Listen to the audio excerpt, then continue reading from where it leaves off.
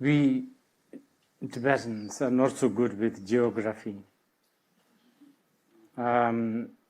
Geographical knowledge is really bad. But even when I was growing up, I know a little bit about Argentina. Thanks to people like Gabriel Batistuta,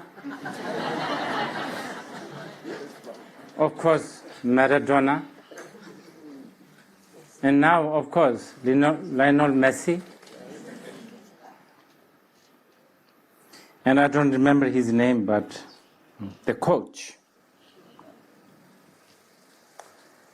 I'm very happy to be doing this. I'm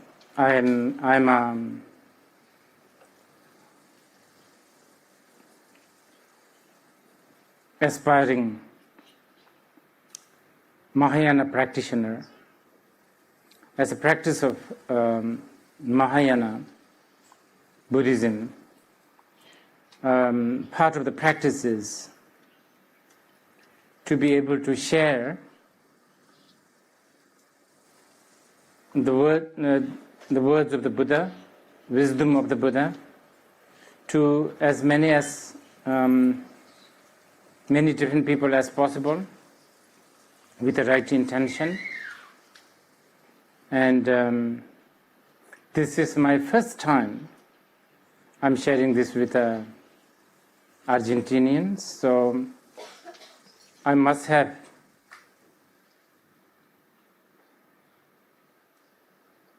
in my previous lives created some sort of a karmic connection to have this encounter.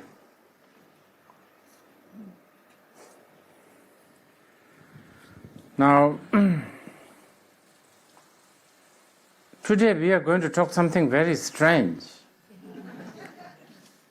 Something about happiness. And I said this is strange because happiness is really, really strange. It's probably the most strange thing that we have in our whole existence. We don't even know what it is many times.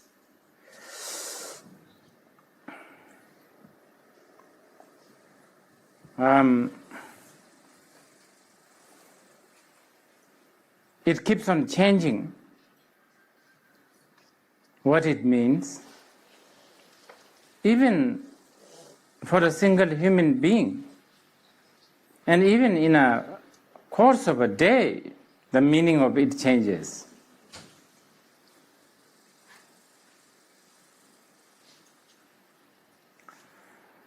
It should be interesting for you to make a note that because see, as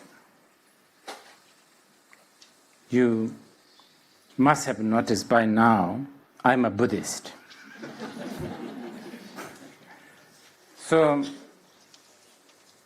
for a Buddhist, whether the happiness is a goal or not is something that we need to contemplate. I would say, actually in Buddhism, we don't talk about happiness a lot. Even the highest goal of Buddhism, supposedly nirvana, enlightenment, liberation, the classic Tibetan word is nyangelende. It's not really a state of happiness. It's really freedom from suffering. Nyangen is sort of a pain or a suffering or an anxiety.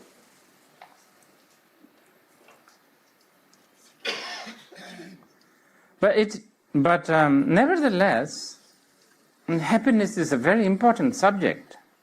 It is what we all are looking for, even though we don't actually know what it means.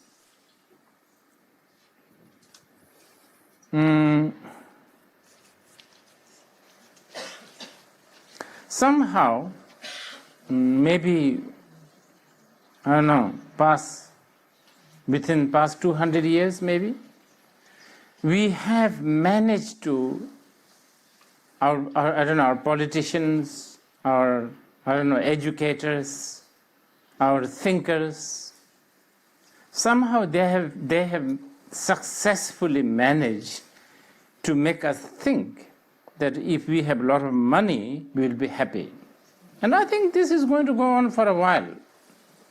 Maybe another 100 years, maybe 50 years. Is this quest for happiness? Or at least, we don't want to suffer. So I will try to sort of share with you some ideas about suffering from the Buddhist point of view. And hopefully this will sort of, this will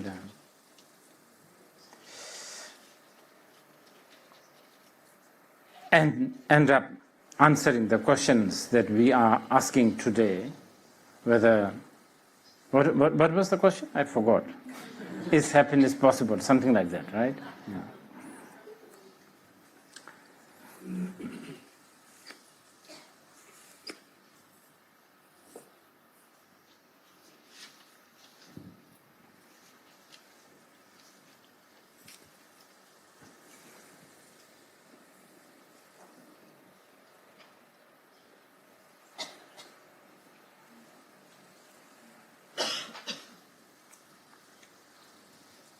Okay. Now,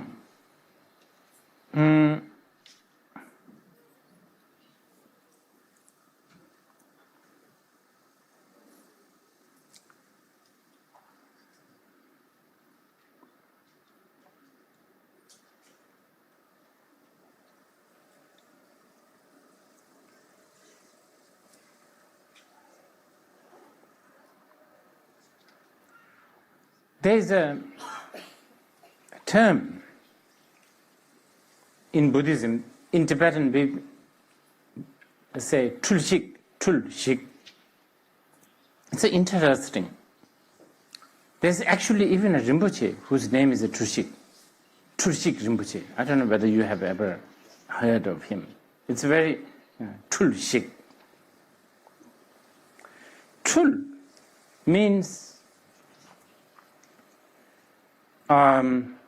tripping, basically. Tripping, delusion, misconception, misunderstanding. Basically, looking at an illusion and thinking it's real. When you have that, then you have what we call tul, which means you are going through a tripping.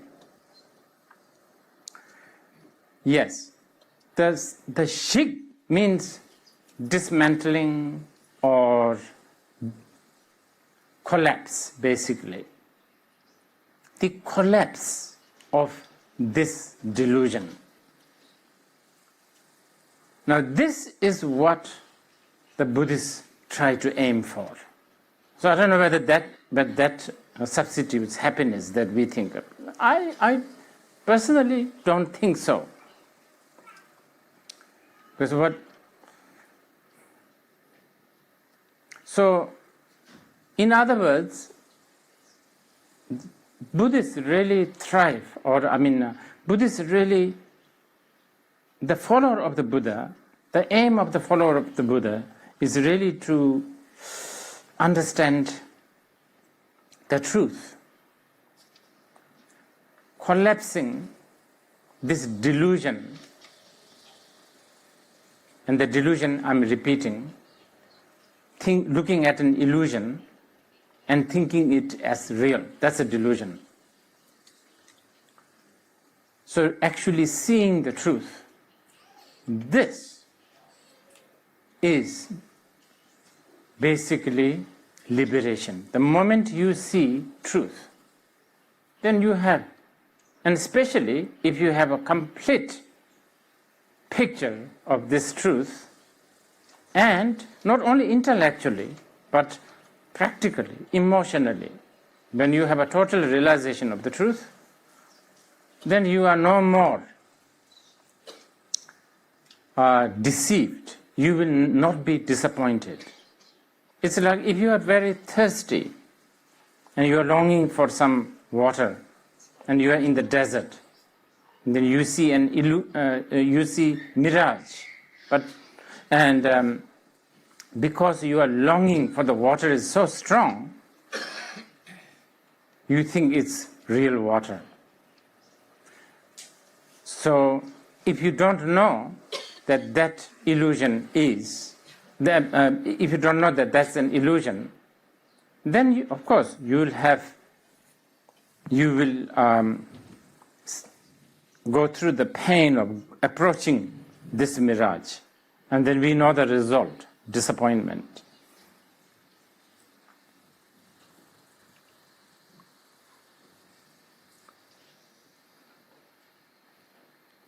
So seeing the truth is really the aim.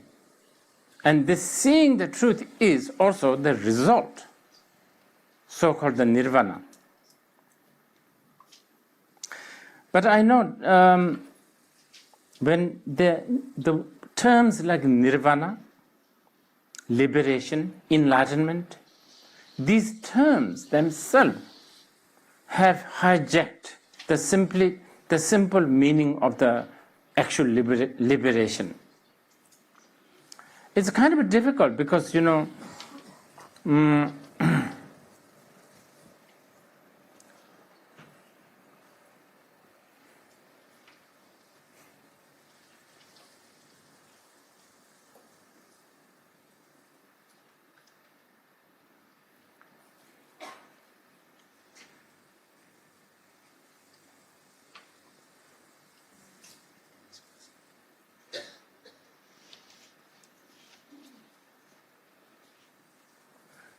we need to lure beings who are suffering, we need to lure them to this simple truth. And many times, the beings, sentient beings, human beings, don't like the simplicity. They like color. They like shape. They like exotic names. So many times, the words like nirvana, we use these words. And not only words, we even have paintings of the nirvana with a halo, with a picture of enlightened being, with a special characters, color of skin, so on and so forth. And we tell the people, this is what you need. This is what you should look for. And it works. But many times, these skillful means also become a trap. So we actually, because of these methods, we end up becoming distant from enlightenment, which is actually quite simple, really, really simple. Not only the enlightenment or the truth.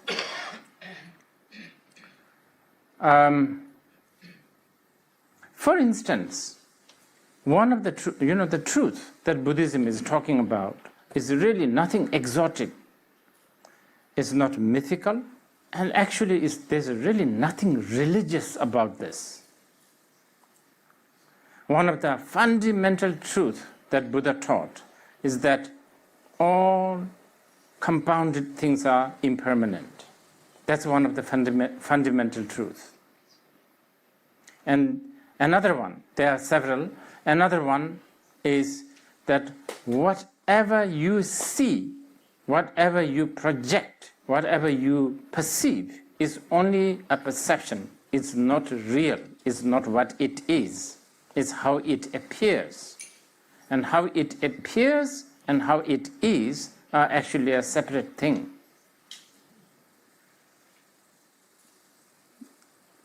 As you can see, it's this simple. And if you know that, for instance, like all compounded things are impermanent, if you know this truth, immediately, even on the intellectual level, immediately you are saved from lots of unnecessary, ridiculous entanglement. Just that information.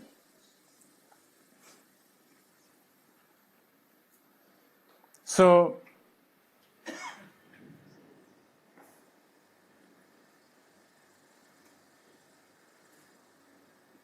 as I was saying earlier, I don't know whether Buddhism really talks, the Buddhist aim is happiness or not. Because I guess it depends on how you use the language, how you use the term happiness. You can always say the enlightenment is a state of happiness. I mean, that way you can actually, again, you use this as a skillful way to lure the people who are longing for happiness. But I think it's safer to say that the Buddhist aim is to actually liberate us from this delusion of thinking something illusory as real. By doing so, you are immediately free from all kinds of unnecessary entanglement. So this is basically what I'm going to sort of cover the first part of our evening, this afternoon gathering. And please feel free to ask questions whenever you want. Sometimes I will have I will give you the chance to raise some questions.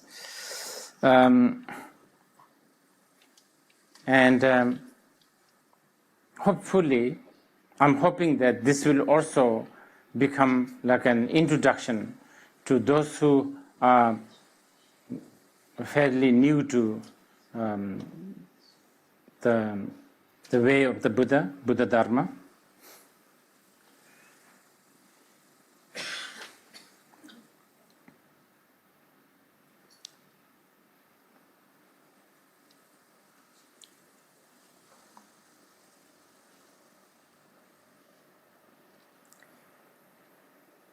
So, let me elaborate the delusion, since that is the obstacle that is binding us.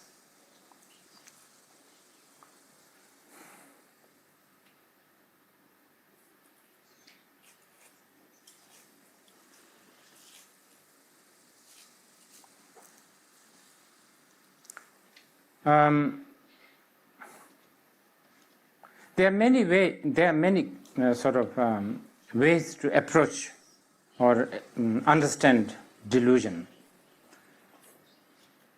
But I think the most simple way is as taught in what we call Theravada Buddhism, which is the Buddhist teachings that are very popular in places like Thailand, Sri Lanka, Burma.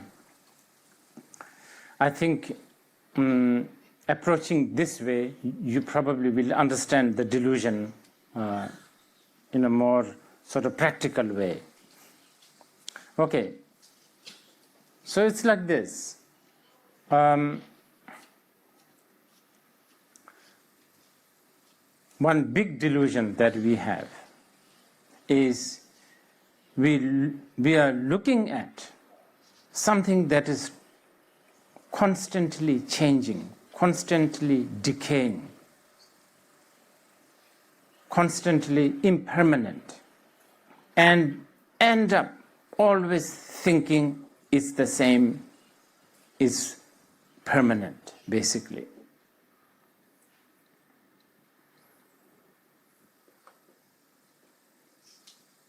Like,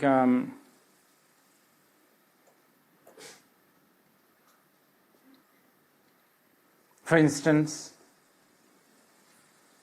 I look at my body and there's just subconsciously or consciously, I think that this is the same body that I have had a week ago. And worse, even a year ago. That's like really deceiving myself, even though I can clearly see I'm changing. Looking at the old photos, I'm changing. But, the habitual mind is not that easy. I will deceive myself by telling other people, see, this is how I look when I was young. So there is that sort of assertion that it's the same person talking. And I'm sure you do it all the time.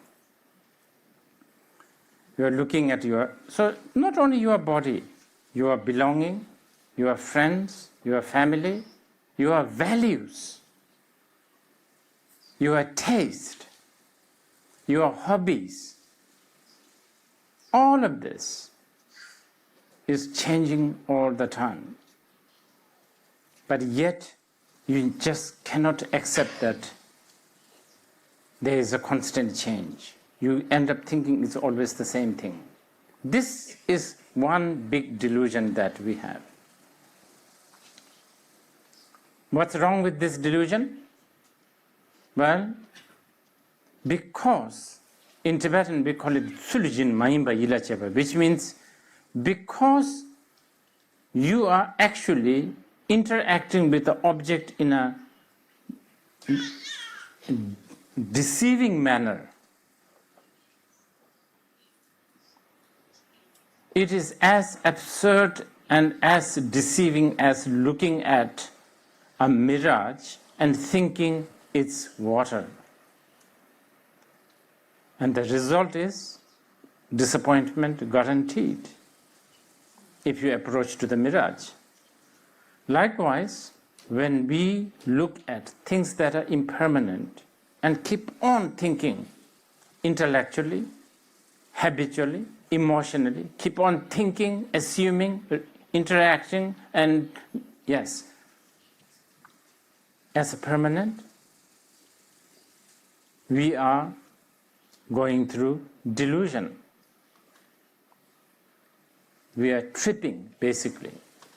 So that's how we lose our happiness. Coming back to our question, is happiness possible? This is one way. Then another way is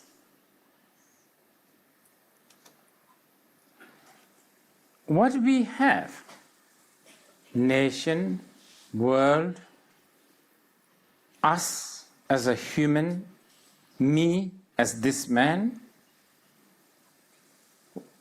whatever we have is actually a pile of transitory things. Transitory meaning each part themselves keeps on changing all the time. Even as simple as, this is the example that I always use, is even as simple as my hand. Actually, there is no such thing as hand. There's just a collection of skin, bones, veins, blood, or, collection. It's just barely hanging there. It's really like a Lego, like a toy. It's basically just hanging there. And this one, happened to be on this side. So therefore, it's right hand. And this one happened to be on this side. So therefore, it's a left hand. And then, I don't know whether you have such kind of a hang-up. In some parts of the world, if you are using the left hand, you are considered a little bit abnormal. You can get outcasted. by being left-handed in some parts of the world. See the delusion and then creating the obsession, culture, all of this. Everything that we have, name, identity, gender, nationality, all this is it's basically a pile of things, gathering of things. And even these things that you have gathered, they themselves, each of them are transitory. But we just don't think in parts. We always think in unit. I never would say, can I touch your sweat and skin? I will say, I will say, can I shake your hand? I won't say, may I touch your skin? If I say that, you will have all kinds of things in your head. All kinds of moral, emotional, all kinds of things, isn't it? But that's how we function. See, this is one delusion that we have. And we have this really strong. I'm going through quite fast. So each of these have a big implication. Things like values, religious values, political values. I don't know, you have principles. We all have principles. We have issues, principles, values. And these are things that makes you excited. These are the things that makes you depressed. Anyway, that's how delusion functions, one way. Now, another one. Everything that we have, or everything, that is going on in our life, is dependent on something. There's not a single thing that we have that is independent.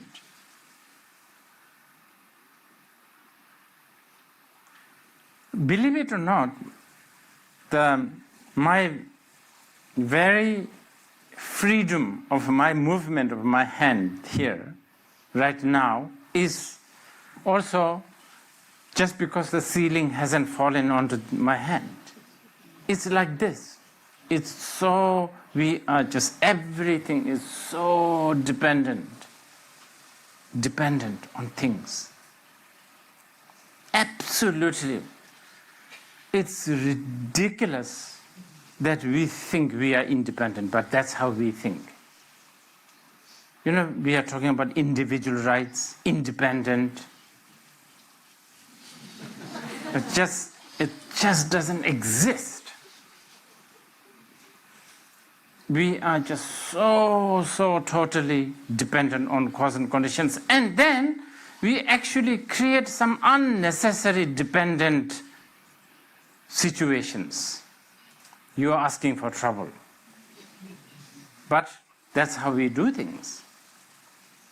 On the one hand, we don't want to suffer, but on the other hand, we just love the cause of suffering. This is how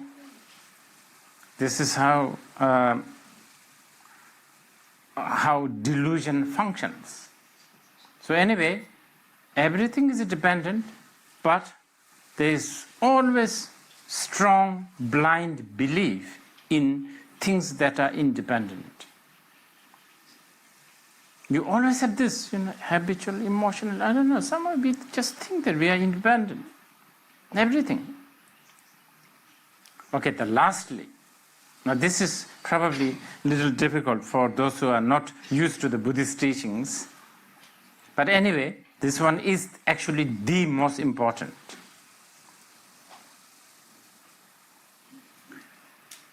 this fourth one.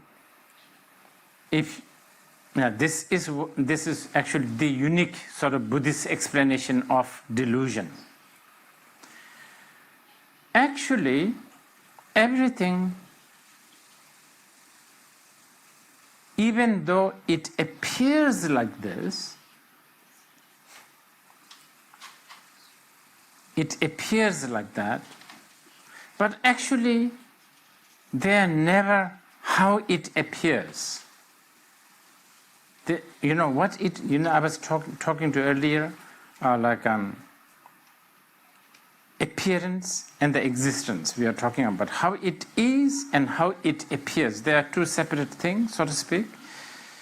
So basically, in Buddhist term, classic Buddhist term, we call it shunyata, emptiness. Actually, nothing has a independent, solid, inherently existing entity. Nothing at all. It's all like when things are put together, it just happened to be there. And this is one example I always use. And this is one example that the Buddhists, many Buddhist classic texts use this. For instance, you walk into a dark corner like this, and there happen to be a striped tie,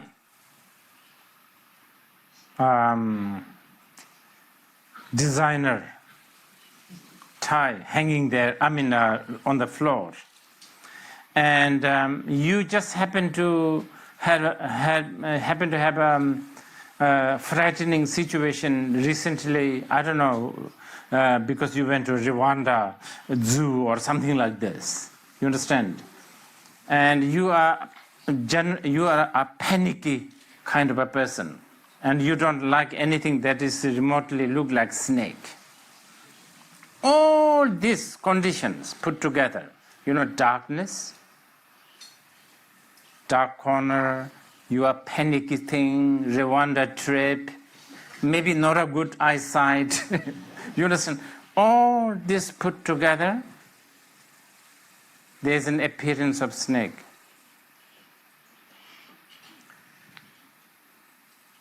But actually, there is no snake. Now, this example is kind of a really important example. I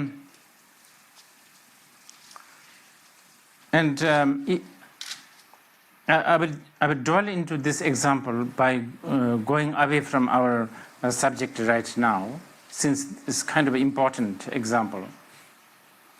And so this is how Buddhism works. The Buddhist teachings comes in different level of teachings.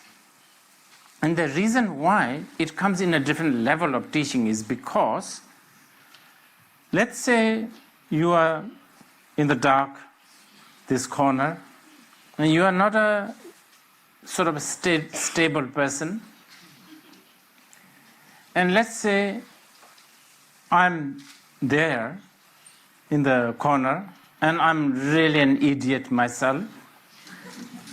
And because I'm such an idiot and arrogant on top of that, I pick up the tie and say, no, this is a tie. This is not a snake. Okay, you are panicked. You are like about to, you're really panicked. And then I pick this up and then shove towards your face. So, see, this is not a tie. That's it, I've killed you. Immediately, panic, heart attack, everything. Now, if I'm much more compassionate and I'm smart, then I would actually say, oh yes, I can see it myself. And so get along with your present situation, and then act with you.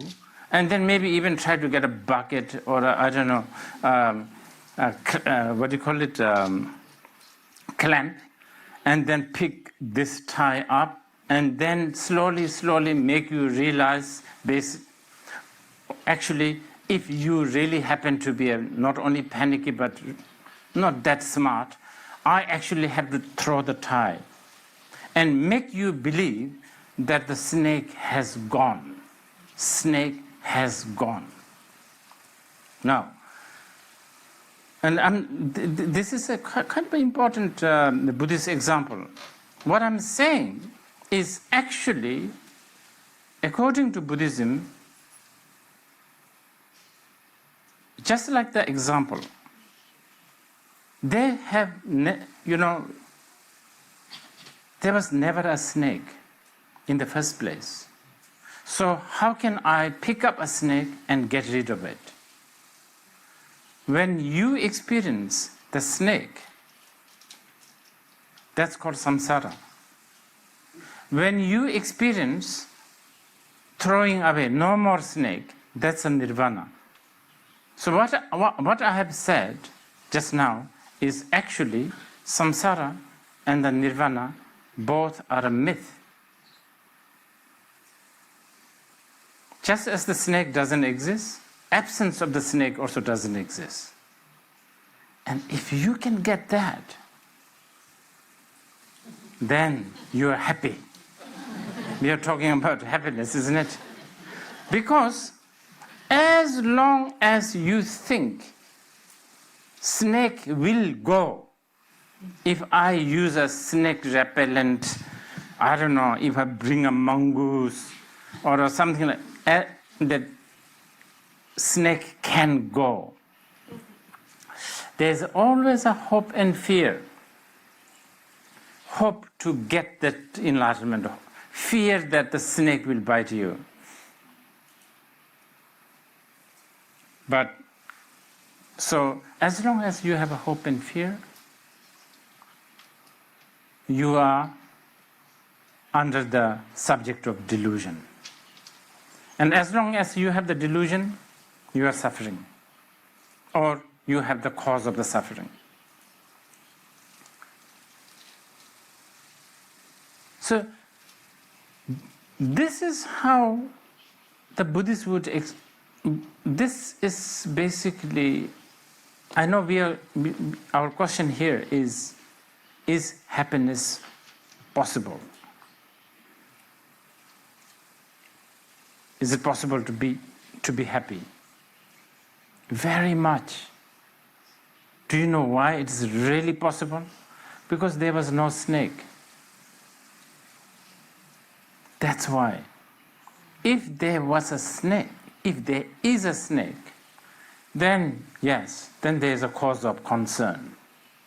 But because there is no snake in reality, the good news is already established. All you need to do is undo yourself from this delusion of thinking that there is a snake. So this is sort of one way to, establish the Buddhist path. And now I want to tell you a little bit about the stages, sort of the lamrim, sort of, the stages of how to actually apply this as a path. But before that, maybe I should let you ask maybe about 2 or 3 questions, so that I know that, so that we can find out whether we are actually communicating or not. So do you want to ask some questions now? You can raise your hand and tell me.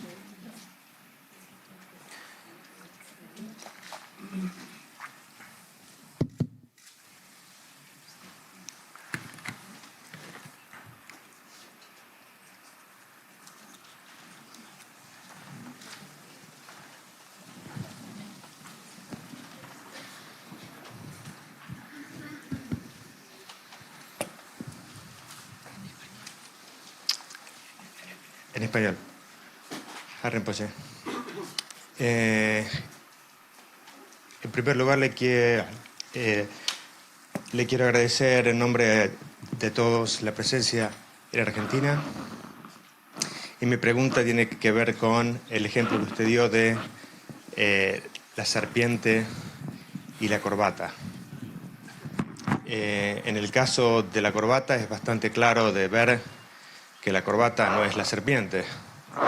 ¿Qué pasa si en el mismo ejemplo la serpiente es una serpiente? Gracias.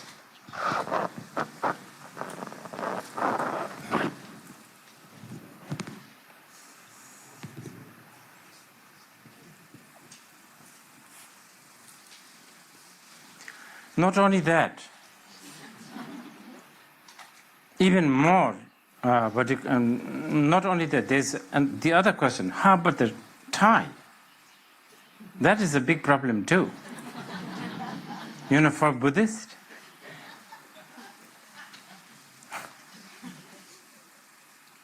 Okay, so now we have to actually upgrade our way of thinking. Okay, which one should we choose first? Let's choose the snake first. Oh no, let's choose the tie. Because that's something that we are kind of used to it. Now, let's talk about tie. Now, that's one of the most ridiculous outfits that we have.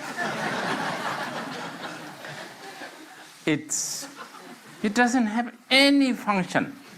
It doesn't even hold a coin. Yet it's one piece of garment that drives people nuts. Like choosing a tie, I heard, is one of the most difficult thing to do.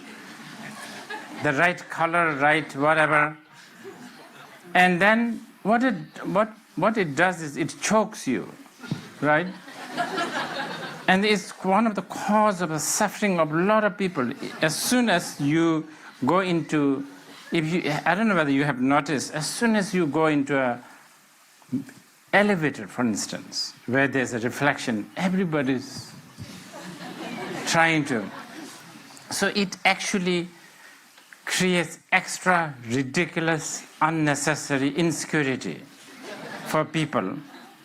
And it has implications. If your tie is not right or if your tie is crooked, your boss could fire you, I guess. Or, people, things like this. But yet, like remember I was telling you earlier the other part of the delusions? We have created so many phenomena like this. And we are clinging on to this. Time, money, and now in the age of social media, all the emojis. So important, isn't it? How many people are smiling at you, this fake smile? How many thumbs up you have, or thumbs down you have? This is how delusion functions. Now the snake.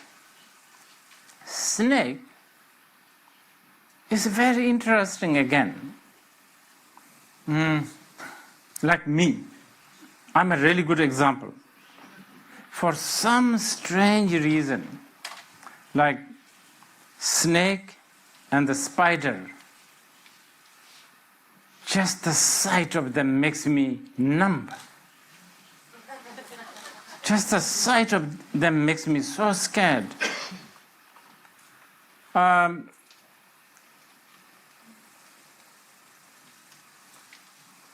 Like tiger, I almost like to get close. Even though it's actually really dangerous. But, it's so beautiful and you feel really nice, very cuddly. I don't know, you feel it's just, you feel so nice. just looking at them makes you feel sort of happy and even healed sometimes. I don't know, that's my mind, my delusion is doing this.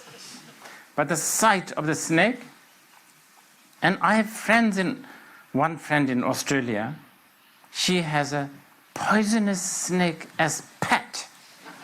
And I live in her house, and I'm always like worrying, when is this snake going to creep into my bed?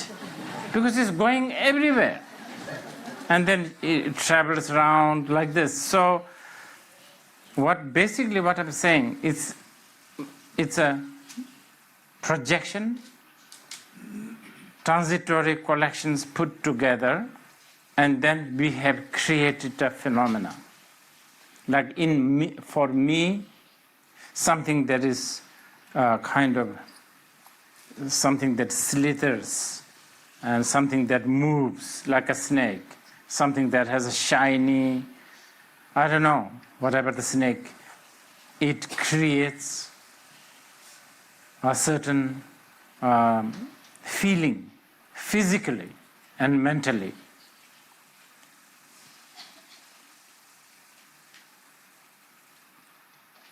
So basically what I'm saying is it's just a projection. Because it doesn't seem to happen to my Australian friend. She is totally comfortable with this snake. Okay, one more question, one or two more. I think this is good.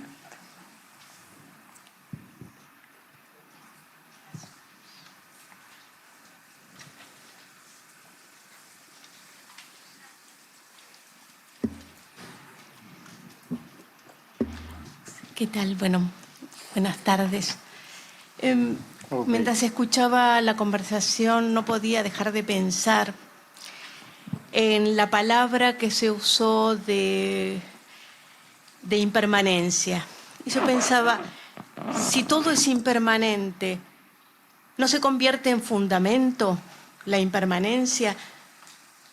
Y entonces, supongamos que decimos no, deconstruimos incluso la palabra impermanencia. ¿Cómo vivimos? ¿Cómo vivimos con el deseo? ¿Cómo vivimos con el proyecto? ¿Cómo vivimos con la necesidad que tenemos de que esa cosa exista para poder apostar a eso? Esa es mi pregunta. Muchas gracias. Okay.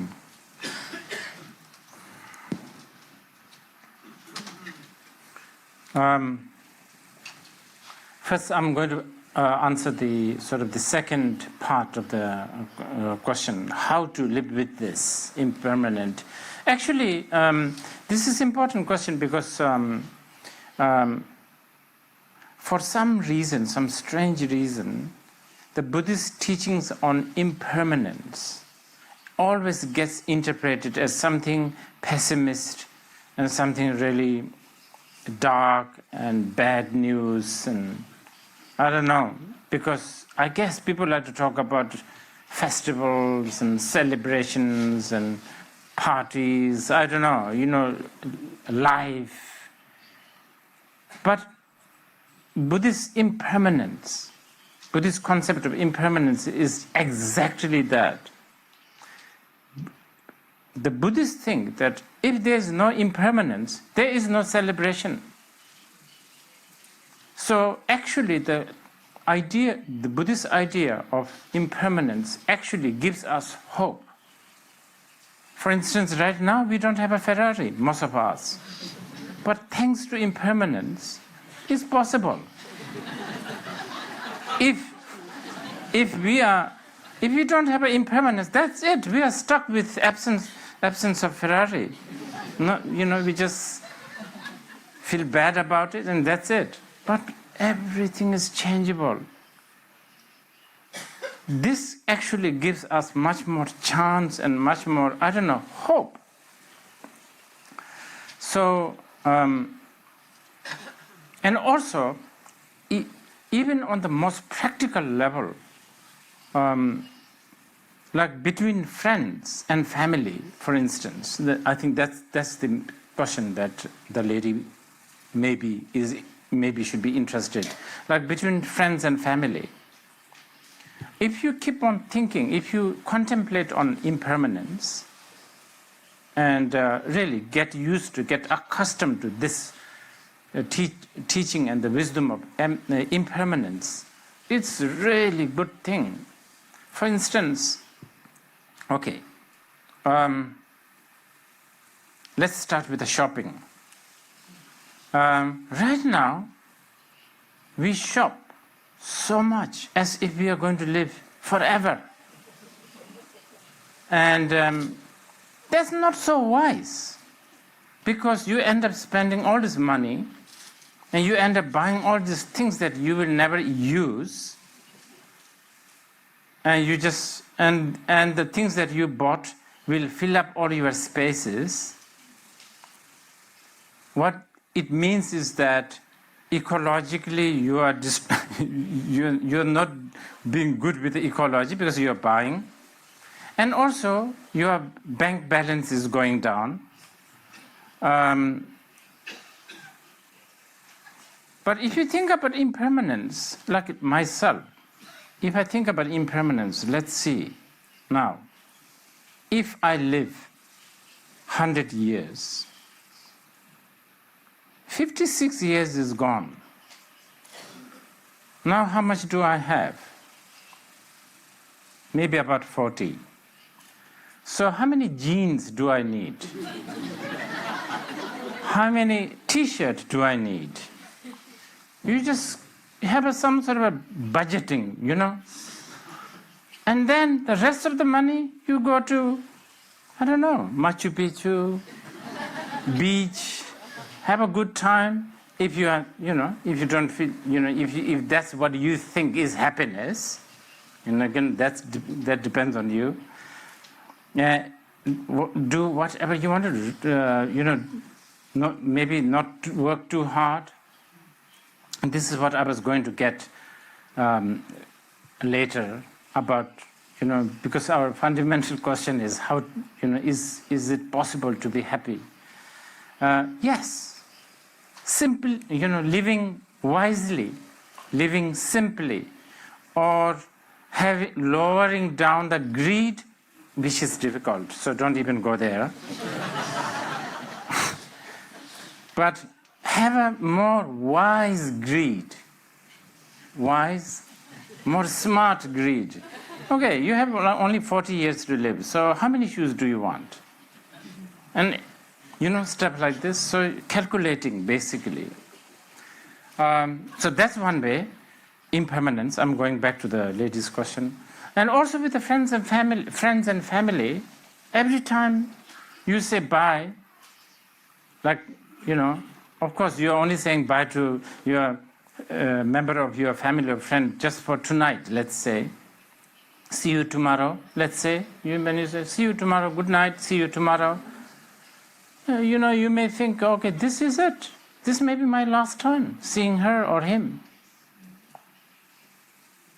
This is it. I may never see this person. And next morning, when you see this person, you're like, wow, I actually can see you. How incredible. And just imagine, I'm sure the other person will feel a little bit strange.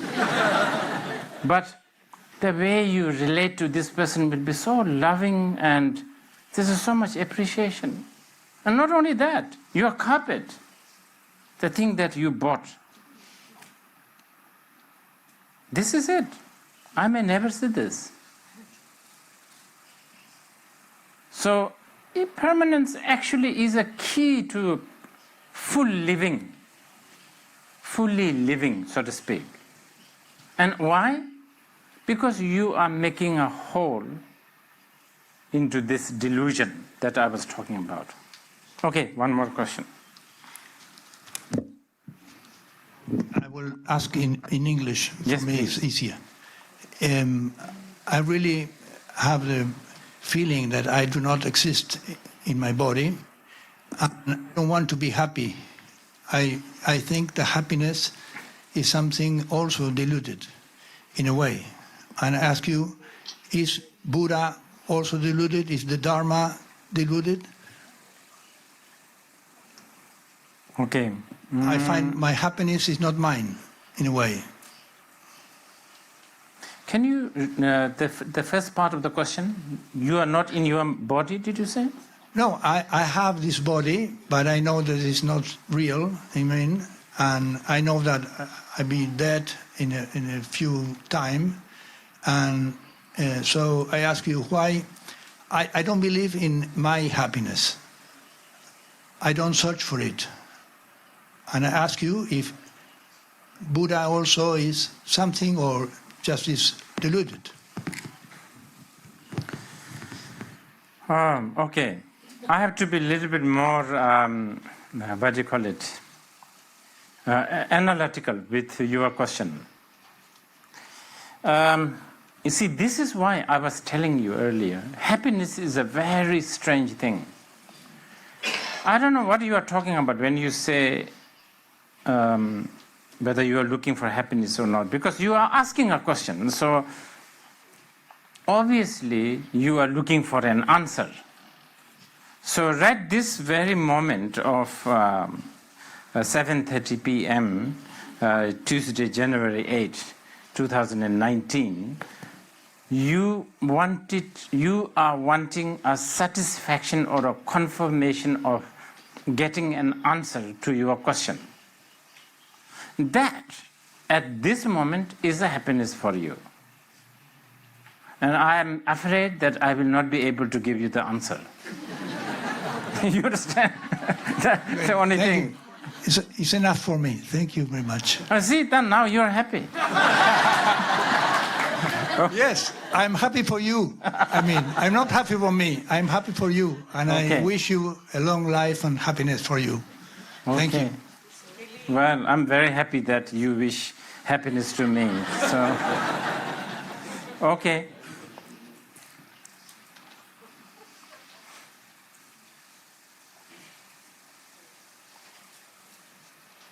But how's the time doing? We are going to have a break, right? When is the break? 8. Okay, we have a half an hour. So we will continue with this happiness business.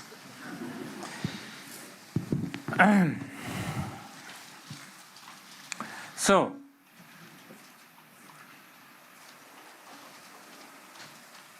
just to recap, I don't know whether happiness is what the Buddhists are looking for or not. It depends on how you interpret happiness.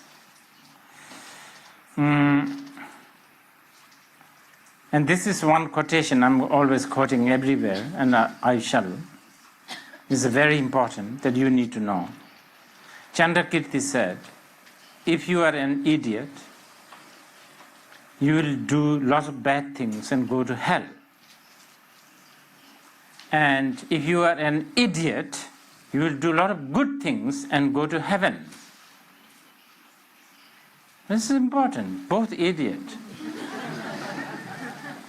Only if you are wise, you will transcend good and bad and then achieve liberation. This is the nutshell. Buddhism in nutshell, especially Mahayana Buddhism. So this is why I'm reluctant to use the word happiness freely. A little bit scared with the word. But freedom from delusion, yes. That I think, we should look for. Why would you like to be deluded?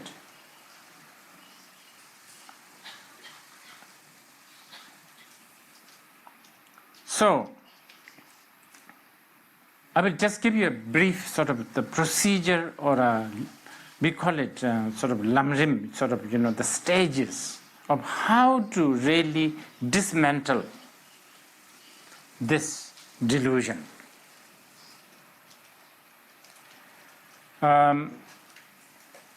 Buddhists masters of the past and the present encourage a lot on hearing. Maitreya, for instance, really goes on and on about how the hearing is important. Hearing, when I say hearing, I'm talking about like discussions like this. I think it's really important to sort of pull the rug out of our feet again and again. Because,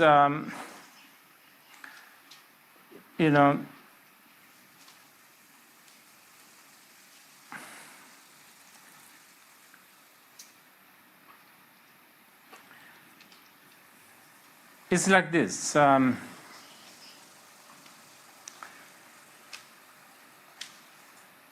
There's a certain box that we dwell in. And we are trying to get out of this box. But in the process of getting out of this box, we create other boxes. Many times these new boxes are quite small and uncomfortable.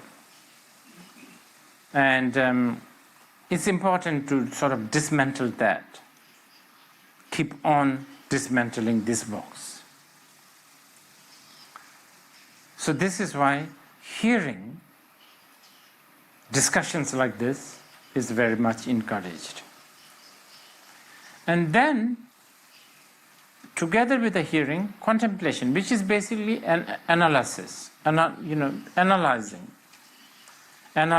of course, the teacher, analyzing the teaching, and analyzing how much of this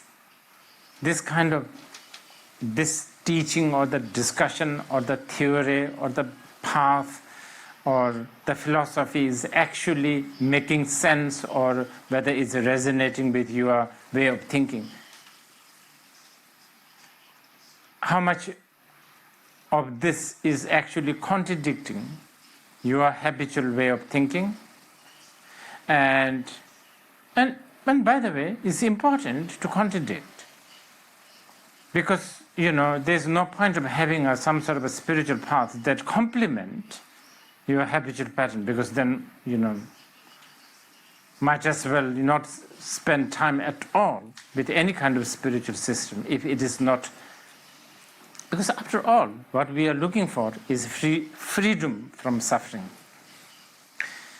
Now, after a considerable amount of hearing and contemplation, then what we do is we call it practice, meditate, you can say, but I guess we will be talking about the meditation in the next session.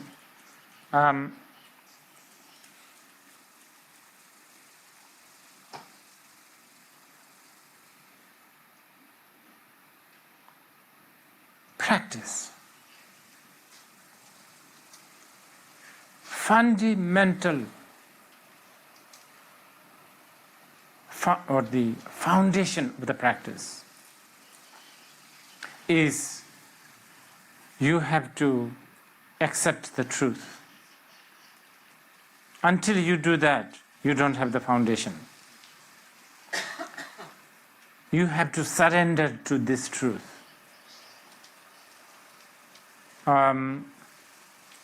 You have to surrender. Okay, you have to sort of tell yourself this. Yes, I understand. I will not every day, every minute think that all compounded things are impermanent. But fundamentally,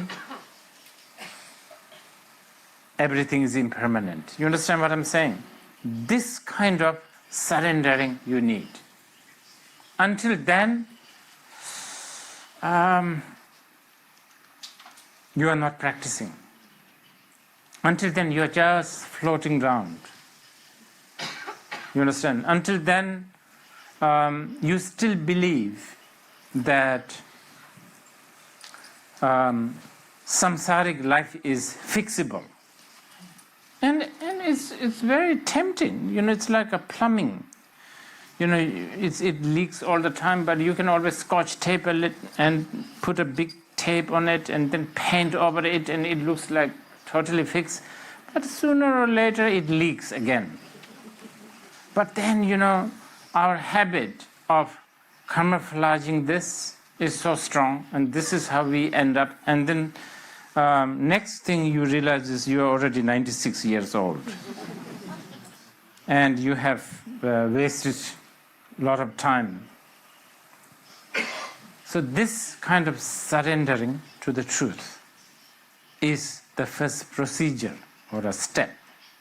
And this in Buddhism is called taking refuge.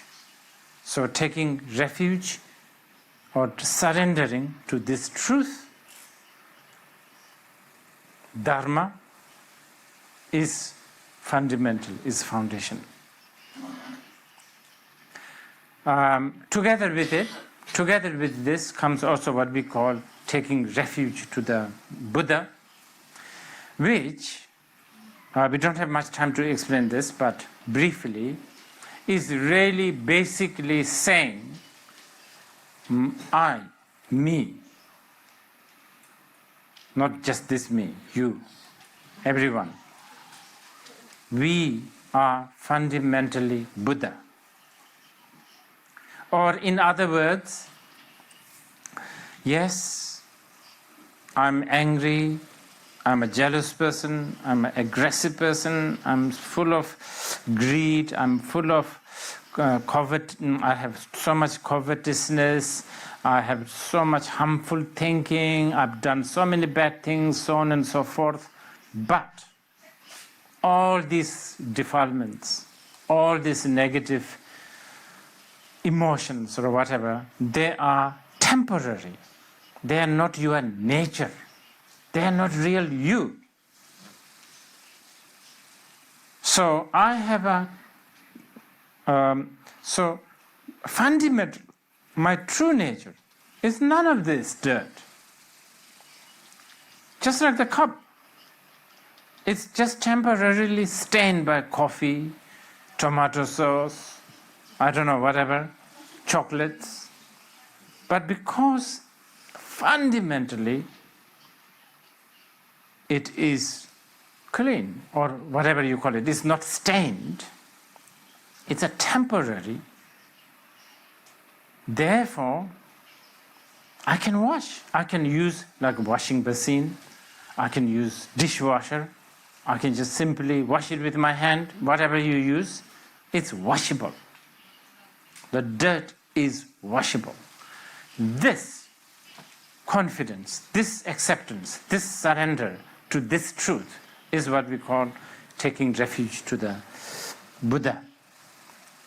This, and then taking refuge to the system or the community, which is the Sangha. This is sort of the foundation for, if you like, finding the happiness. That's what the Buddhists would say. Okay. Again, I'm only using the word happiness for the sake of communication for the general people, but actually, strictly speaking, I should say to be free from suffering, pain, anxiety, suffering from disappointment that came because we have the delusion of thinking an illusion is real.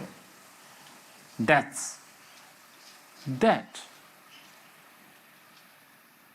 is how we achieve the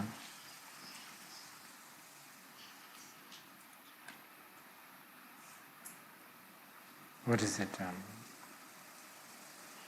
That's how we sort of create the strategy or procedure or step of the path. And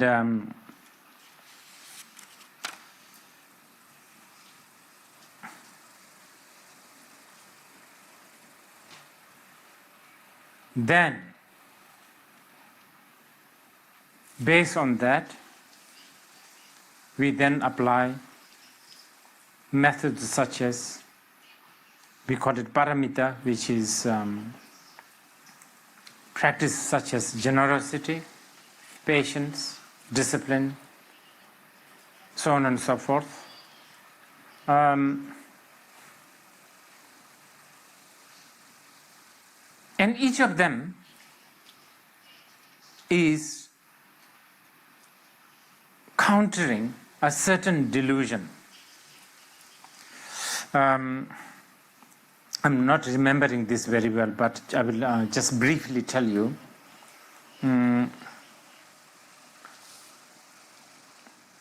For instance,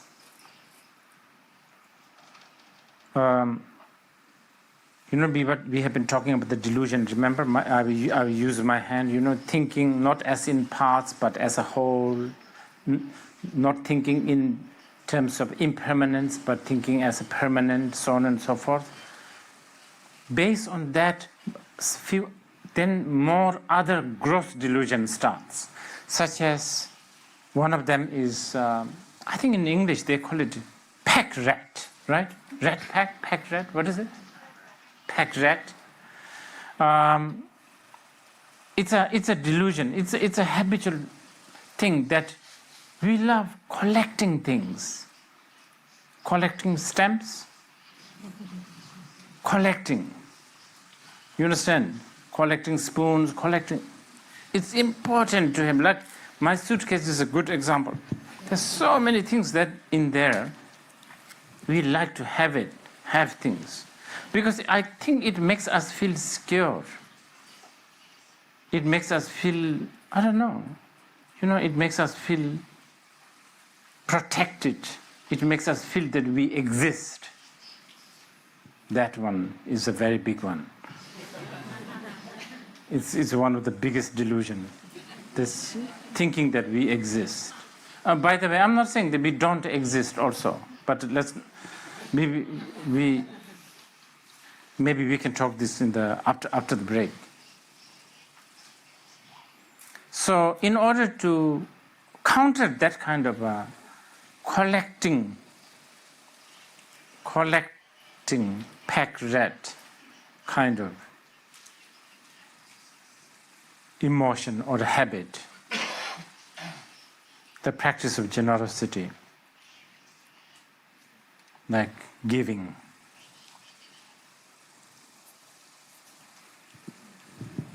And then, I just give you a few examples. We don't have enough time for all of it, but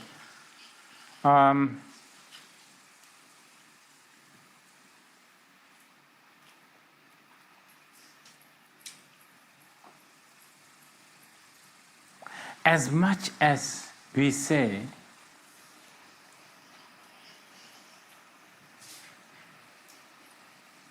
we don't want trouble, not true. We just love troubles. We are itching for troubles. We just can't stay away from troubles.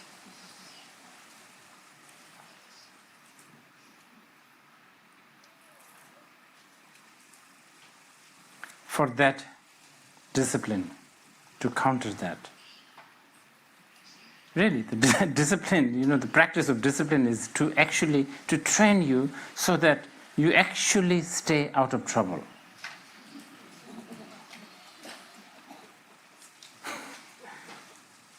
And then, things like this, okay. One is, I'm trying to remember this.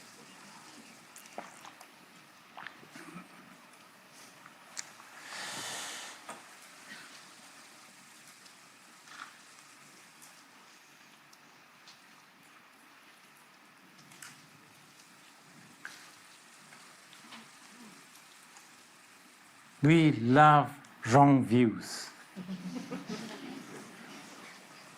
Under the banner of critical thinking, we love it. Wrong views, we like it. It makes us feel we are smart. When we have wrong view, we feel that,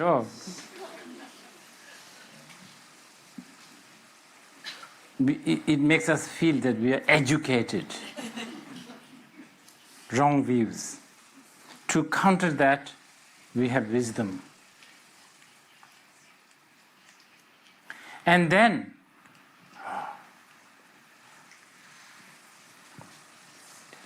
we love being lazy, postponing, what do you call it? Yeah. Postponing, delaying.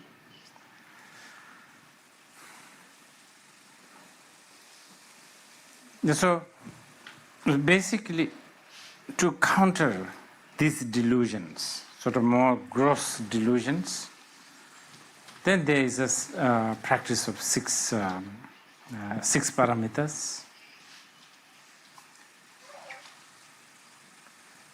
So there's that.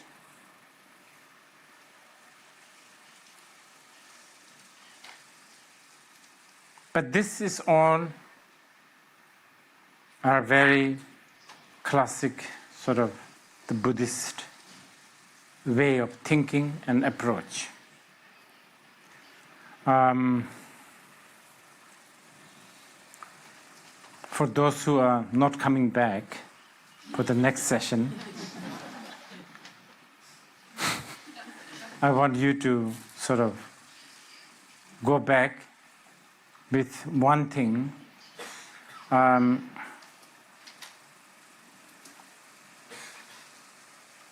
Since we are talking about, is the happiness possible? Is it possible to achieve happiness? For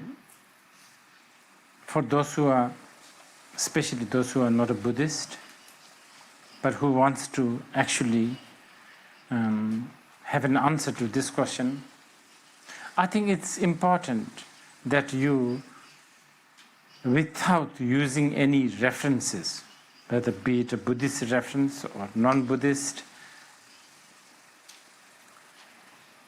it will be worthy if you give some time every day,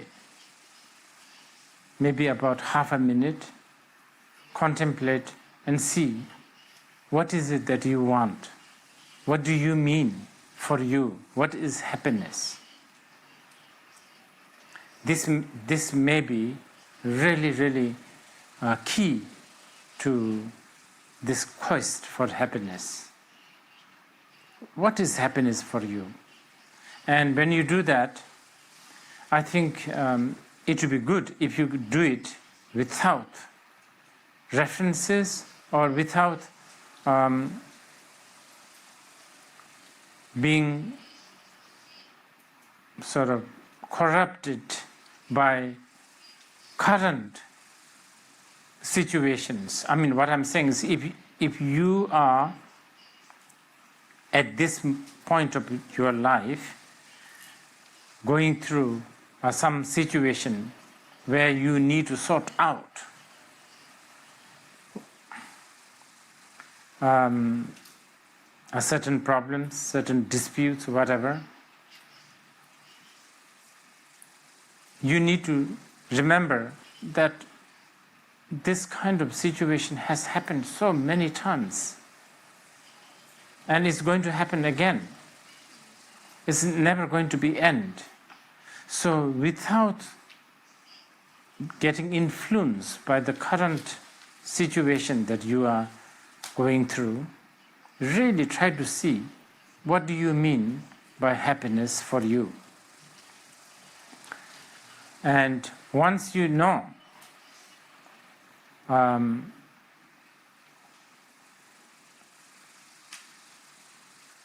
or once you have a vague idea of what is this happiness, then maybe adopting this simply living method.